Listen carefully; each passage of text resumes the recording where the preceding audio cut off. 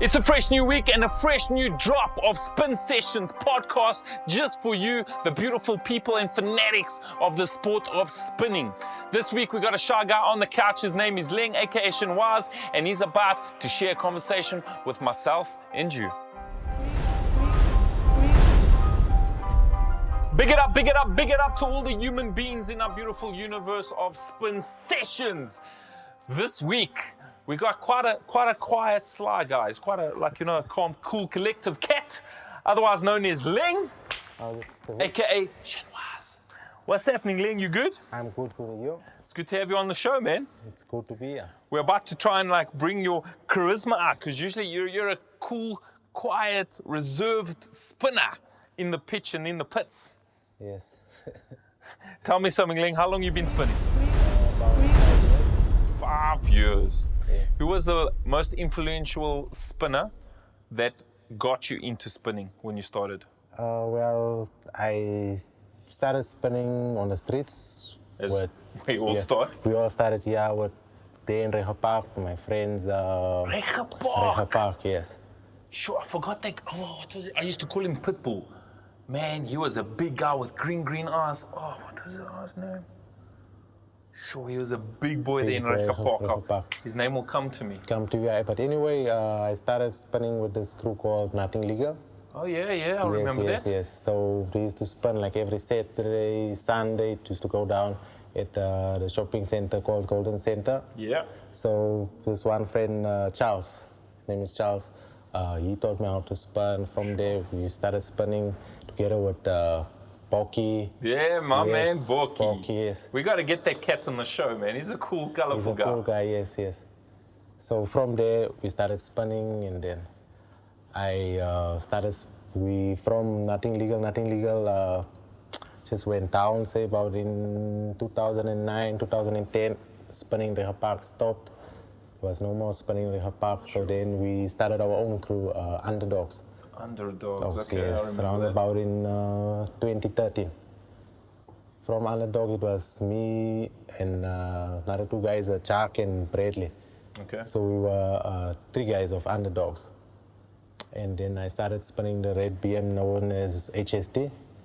The strong one. The strong one, yes. From there, that's how I started spinning. Tell me, you become a resident spinner at the Rock on a Wednesday night. On a Wednesday night, yes. How has that helped to up your profile amongst the rest of the spinners in the community of spinning, especially the promoters? Well, spinning at the Rock, look, a lot of people see me at the Rock, so yeah, I get called out for many shows. People said, I saw you there at the Rock, what's your name, this and that, so yeah. It helps, right? It helps a lot, because yes. You've got to be consistent, like every week.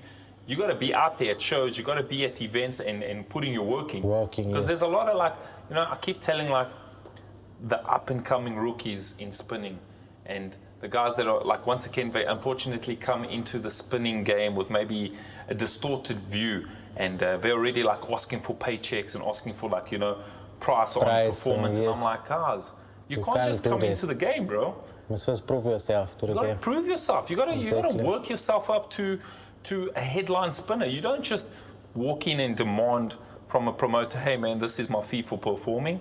You got to work that stuff up. There's spinners that have been spinning for years that still aren't a headline spinner, man. Spinner, exactly, yes. They're still getting paid entry level fees, and people some of these guys just don't understand that. They're just demanding stuff. I'm like, you can't demand stuff. Can't demand stuff. You got to work it, man. We broke a lot of engines.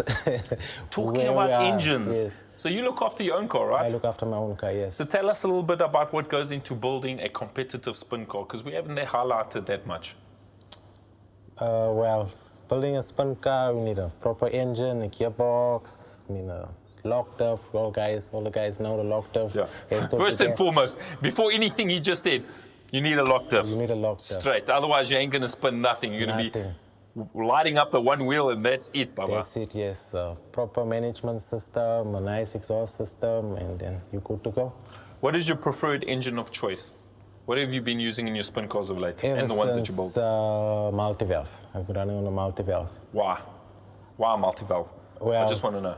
For me, honestly, I didn't have problems. I had M20 gave me problems. I had bearing knock upon bearing knock upon bearing knock. Hey, nah. I ran my first multi-valve was a 320. I ran it for 2 years straight. You ran a 320 I multi-valve? ran a 320 multi-valve. First in HST was a 320 multi-valve. Sure, I ran it 2 years straight. Thursday, actually it was a Wednesday, Thursday, Saturday, Sunday, and then Monday is to go back driving that car normal. Wow, I didn't know that. I really didn't know that. Yes. What multi-valve now you got in the red one? I've got a 328 now currently running. 328. Yes. No replacement for displacement. The bigger the piston, the bigger the bang. Bang. Yes, exactly. And ever since my car has been stock 2.8, the guys are saying, your car is worked, it's worked. But as it is, there's a stock standard 328. Wow. Gearbox? 325 multi-valve, yes. So you're saying it's stock, you got branches and management only on the outskirts? Yes, on the outside. So as much as you spin on a Wednesday night there at the Rock, you also, I see you quite enjoy racing various cars. How did that come about? Well, when the Rock opened up, I went it one day there, we started racing, and then ever since I started enjoying it. And the car's quite quick, eh? It's quite a responsive E30 box. E30 box, yeah, no, look, it goes. Now on the red car, it goes even better. I added some masala, some secrets? Some secrets, so now it runs even 100 times better. Some heads, maybe cabs. You know, I don't want. I'm just suggesting. Yeah, I'm suggesting. Tell me, you built a new spin car, the one that you're spinning recently. Yes, you want to tell us a little bit about that? With that spin car, we built it now recently. That's now full-on spin car. My first full-on spin car. Purpose-built. Yes. My other spin cars, like HST, has to drive it all over. But this one, strictly spinning, towing it. We started stripping it down, but we're still busy stripping it down. So it's going to be a full-on spin car. What motor is in that one? 328 as well. 328 as well. Are you buying local stock or imported stock? Because there's price, obviously the price is different. My first 328 was a local, but this one now is an import. My first import. So if you had to put a figure for our viewers who are interested in building a spin car, how much, in your personal opinion, does it cost to build a competitive spin car that you compete in a solid, good spin event? To about 45,000 rand. Really? Yes. That's attainable to most people out in the stands. Oh, I thought you were going to give me a much more expensive number. Yeah, around about 40, there. So let's round it off at 50K. 50K, yes. So if someone came with 50K to you tomorrow and say, Leng, I want you to build me a car, you'd be able to build a spin car. I'll be able to build a spin car, yes. Did you hear that? Take 50K, drop Leng a message on social media and say, I want a spin car. So tell me, what has been your highlights in spinning so far? What is the moments or events or just, seconds that you just won't forget?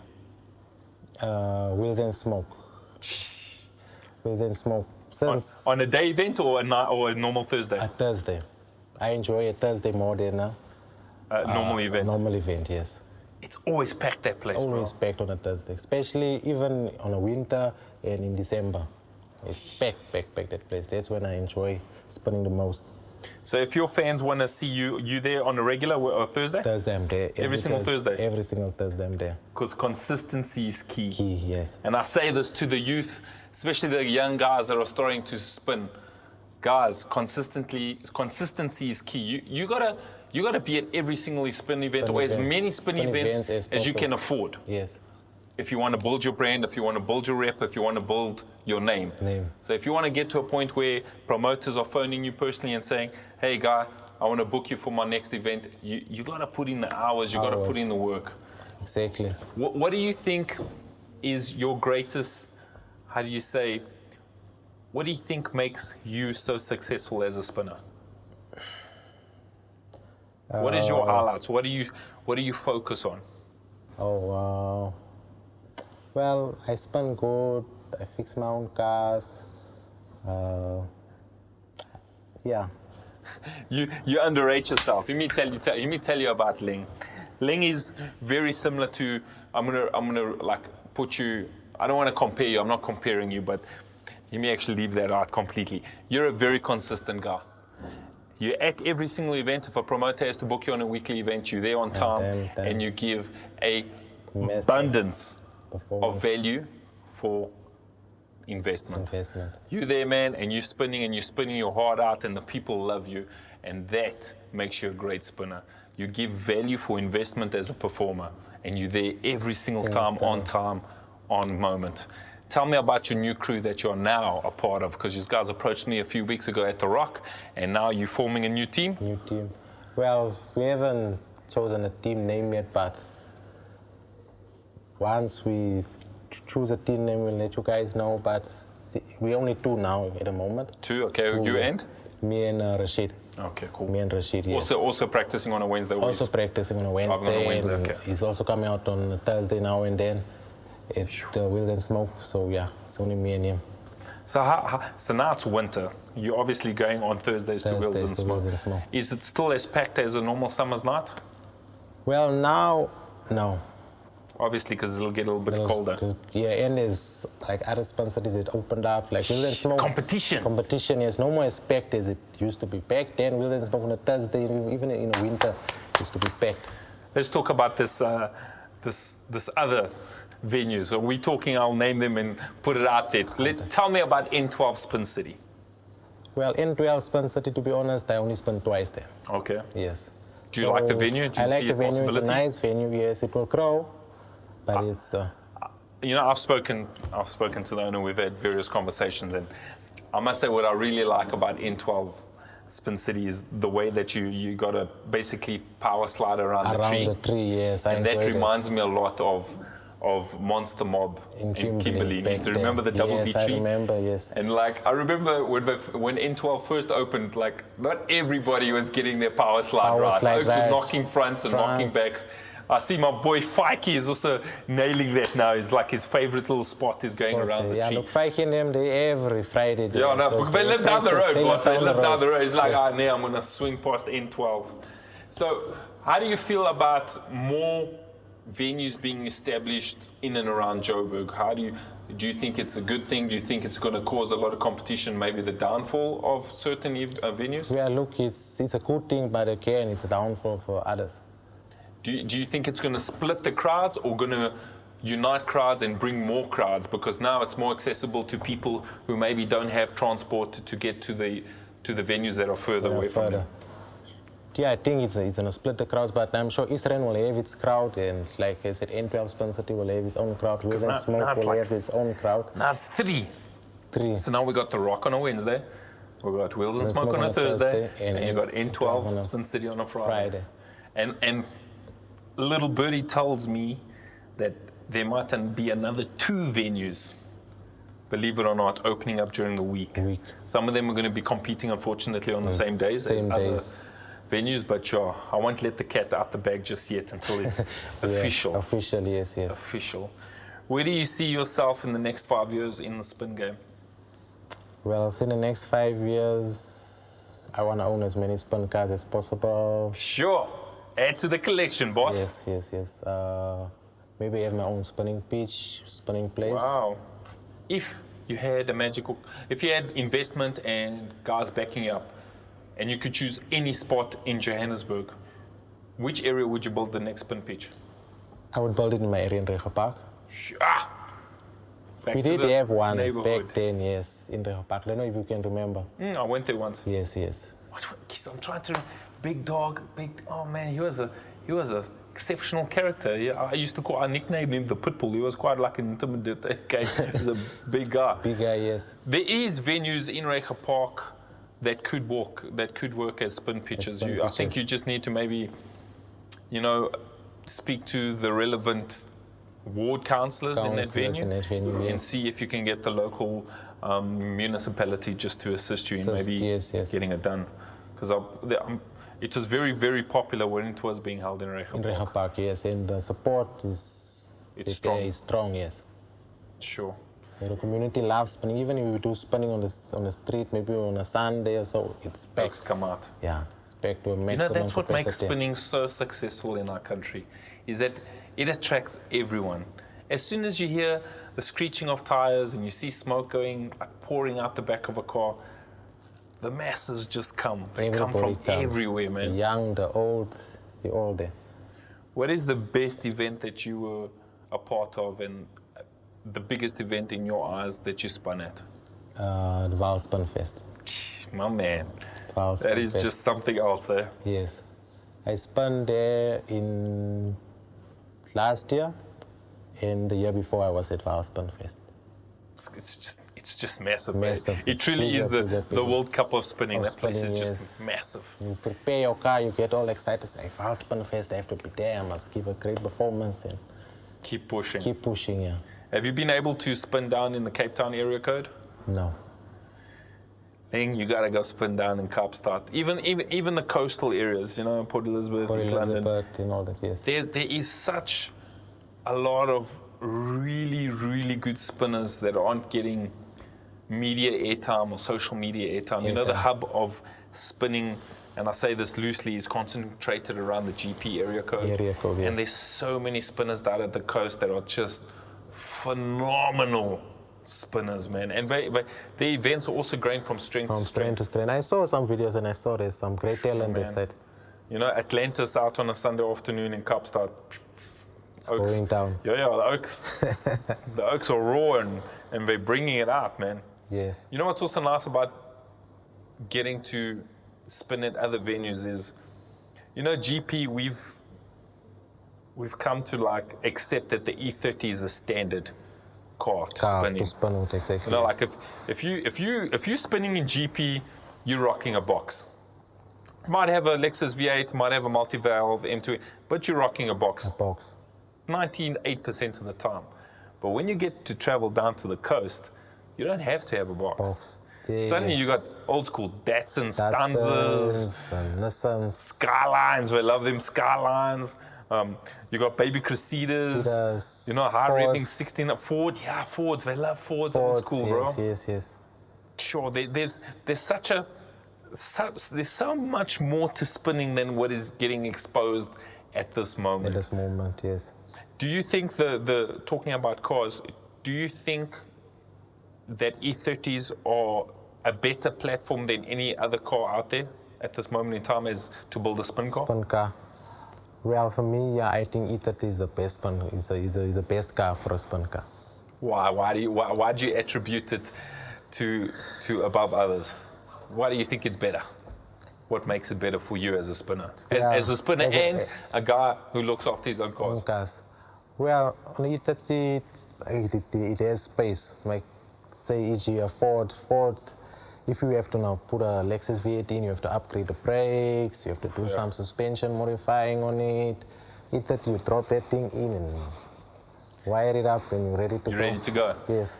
So because spinning has become so popular in South Africa, especially in the GP area code, the struggle has become real when it comes to BMW spares, especially E30s. You know, not so long ago, you could buy a full driving on the road 3 to 5i E30 box for like 35s and 40s. 40s, yes. Now, people with 318s are calling 65,000 rand.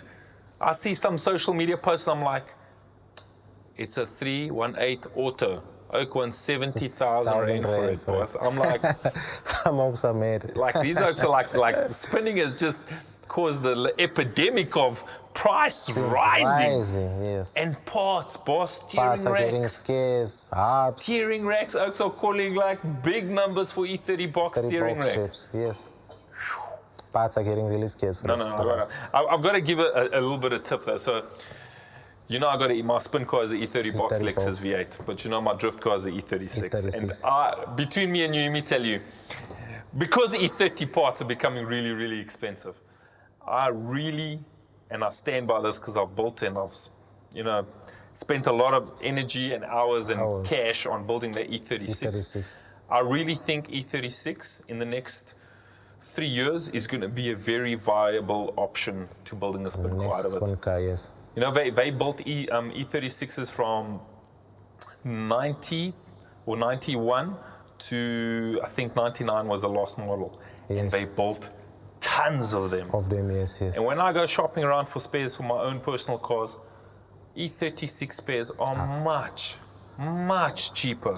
And the bodies also of E36s are cheaper. They much cheaper, Much cheaper than E36, exactly. You buy like a whole driving E36 for like 16, 18 grand. Obviously the interior is a bit messed up and stuff, but who cares about that? Like you're going to strip it out anyway, yeah. Only thing is the E36 is about 150 kilos, even when it's stripped out, heavier than E30. an E30. So you gotta put some power in Yeah, to let it flip. I'm a Lexus V8 one time. Yes. What do you think is the best, how do you say, what do you think is the best way to learn to spin in a car? Would it be on a wet surface with, no traction, because you've got no traction on a wet surface? Or would you suggest someone get second-hand tires and spin on the dry? Now I'm talking about someone who's got no experience. Like you're teaching someone from scratch. This oak learned how, or this lady learned how to drive in a driving school, and now you want to teach them to spin. Would you pour water down on the ground, spray it, and let them spin with no traction? Or would you put them in a car with some second-hand 14s and on a dry surface? Again, I say this, person hasn't spun before. I would put, say, second-hand tires on a dry surface. Why would you do that? So you get the sensation, or? Yeah, look, on a wet surface, she's a new spinner. She's going to go, that guy's going to hit it to the limit straight, spin, it will overheat in no time. On a dry surface, again, you can tell her to play with the rev. She'll have more control of the car on a dry surface than on a wet surface. Okay, cool. Also valid. Tell me something. You see a whole bunch of really young spinners coming up with the ranks. Yes. And some of them are doing really, really well. Yes, yes. Are you threatened or intimidated by the next generation of spinners that are coming, obviously below you, if you want to call it that? Do you, when you go to a big event and there's some, and I say really young spinners, I'm saying these guys are these girls and guys are teenagers. Teenagers, yes. Do you feel intimidated by them in any way on the pitch? No, not at all. Do you feel you could be a mentor to many young kids, or not kids, many young spinners that are looking up to you already? Yes. What advice would you give someone who's starting out their spin career? They're about, let's say, 16 years old, and they now want to spin. What is your advice for the young next generation of spinners? Look, in a spinning, they'll just have to come, not chase money firstly in a spinning, because it's become a cheese game, bro. So everybody wants money in a spinning, so I wouldn't say chase money. Be humble, go there and enjoy it. Do it for the passion. And when we started, I just loved popping tires, bro. Yeah. It wasn't anything about the money. I know spinning has evolved and the sport has evolved. No, without a shadow of a doubt, I still firmly believe that if you're a headliner and a good performer, and there's a fee being charged at the gate, that obviously you should be paid as a performer. Yes. But man, I started out just because we just love to smoke, shoot it up, blow tires and pop the guys who spin on the street used to do it for fun. Man, I say this, me and my best friend Dad have conversations, and we remember like Nazareth. I remember Morasburg. The place of Fairham that they had a bakery there. In Eldorado Park, when they started that small venue. That small venue there, yes. Used to go there just to go and spin. Put petrol, no pay, nothing. Go home. Spinning has evolved in a long way, bro. Yes. It really has. Where do you see yourself in the next 5 years? Where do you want to be as a spinner in 5 years' time? How do you mean? Do you want to be a sponsored athlete? Do you want to be spinning overseas? Where do you see yourself in 5 years? Maybe I can be this sponsored athlete, or... Do you want to be? Do you want people to invest in you as an athlete? As an athlete. And unfortunately, when it comes to sponsorship, you also gotta answer to people that are investing in you. Whereas if you're a privateer, you can do your own thing and not have to worry about. Look, I've been doing it for a while now on my own, so I wouldn't mind having sponsors and assistance. Yes, it does help. Yeah? It does help a lot, yes. Because spinning cars, breaks your pocket. No doubt. Is there any other driver that you look up to as a fellow spinner? Someone that you maybe draw inspiration from, or just look up to in a good way? In a good way. Sunesh. My man, Sushi. Sushi, yes. Been in the game for a while. For a while, yes. He's a good man. He's a good man. And he's a good spinner. Very good spinner. Yes. My man, thank you so very much for coming to join us, man. It's Spin Sessions, Leng. We wish you well. If you're looking to build a spin car, my man, hit him up. Leng, where can we find you on social media? What's your social media handles? Shinowa Screen will find me on Facebook. No doubt. No doubt. And you're willing to build cars for people that are looking to like invest in building a spin car? Yes, I've built many spin cars for people in the spinning game, so yeah. Make it happen. Ladies and gentlemen, my boy Leng coming through to Spin Sessions. If you want to get involved, ladies and gentlemen, you want to build a spin car, you want someone to build a spin car for you, please get a hold of my man. Support drifting, support the local talent, the builders, the promoters, and the spinners themselves. Ladies and gentlemen, spinning is growing from strength to strength with every single event after every single weekend. My name is Vic Pardal. Thank you for joining me in this week's Spin Sessions podcast.